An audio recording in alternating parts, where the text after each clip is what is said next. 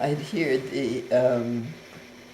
I, I heard that nurses and doctors all saying, "Look at that! Oh my gosh! No, can you believe it? Oh, look at that! Look at that!"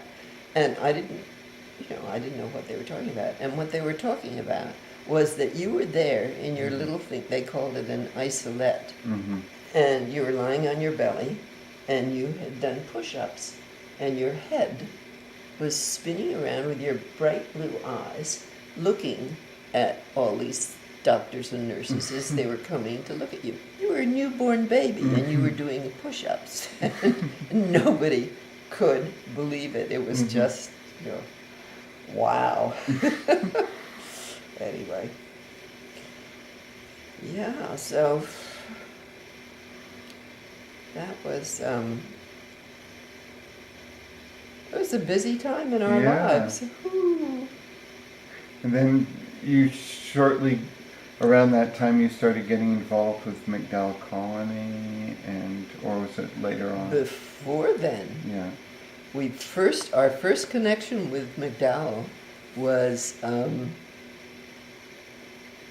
when we were living up in the Leyland's house, because a book called American in Italy by Nick Kubley had come out when Dad was recovering from, I think it was his last operation in New Haven, from the TB sanatorium. He had two immense operations, the one that removed most of one lung, and then the cavity never filled up, so then he had to go back a bunch of months later and have a whole bunch of ribs taken out and sort of collapsed in, so we wouldn't have you can't have an empty cavity in your body.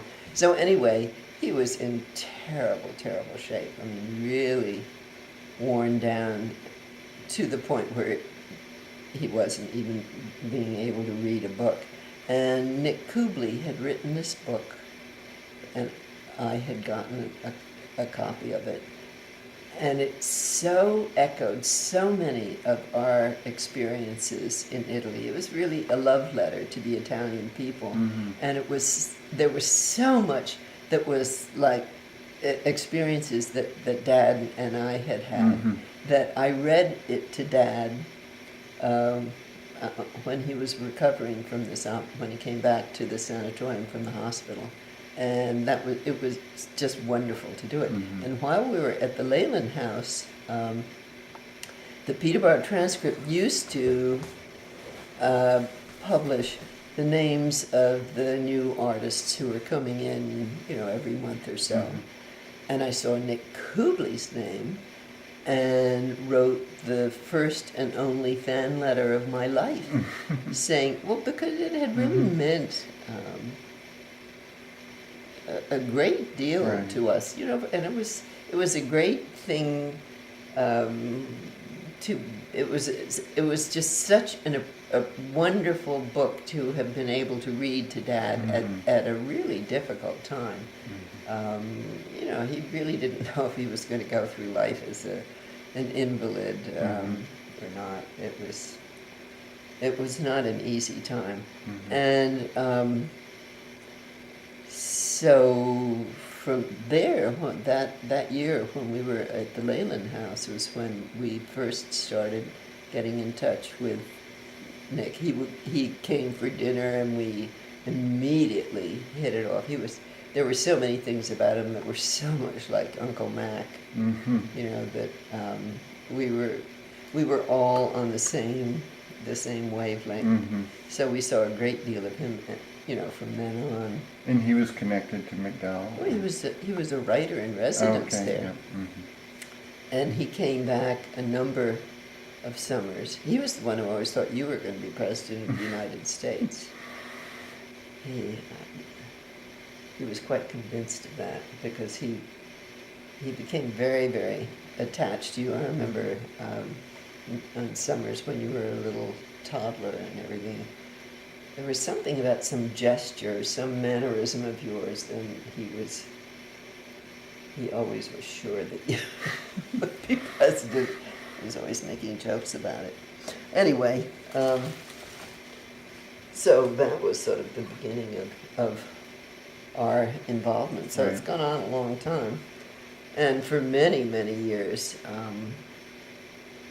when Dad was alive, we would have in the other house, and particularly after we built the big room, we would have uh, everybody in the colony over for Sunday night supper, and then ask a lot of local friends who were interested in the arts. And you must remember some of those gatherings. They were Oh, yeah.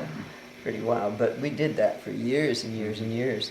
And Dad was always wonderful talking with artists. I'm really not very good at that. If I don't know somebody, I never know what to say. I don't To remember this- that. I remember you being very entertaining to a lot Well, of if people. I know, I don't know. It's a strange thing. It goes on to this day, actually.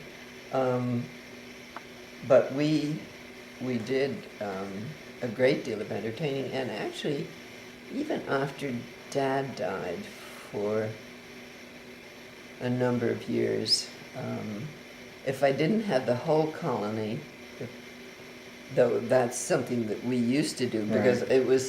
it was a service to the End colony. of the year thing, right? It was like, Yeah. And sometimes for New Year's Eve or something like that. But 3 or 4 times during the year, we'd have the whole colony and local friends,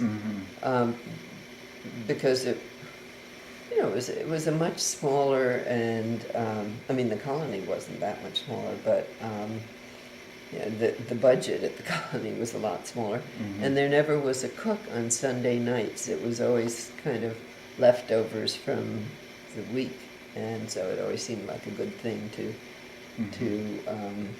or various members of the staff had to sort of make do to feed the artists. So that was really a great deal of fun for many, many years. And then I don't think I ever did a whole colony, or at least not often after Dad died. But I would ask, say, if there was an individual writer I knew or artist or whomever, and I would say, and if you want to bring some friends along. So I don't think after he died there were ever many more than maybe about 10 colonists who would come at a time.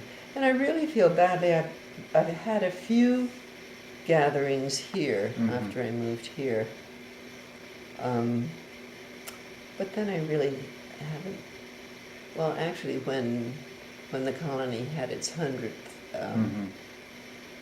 anniversary a few years ago, Right. well, it's quite a few years ago now, there were still people coming here, but I really haven't done anything about that for years. Or if somebody that I'd known years ago comes to the colony and calls me up, I will say, "Oh, come and have dinner and bring a friend or two." But otherwise, I just don't do that anymore.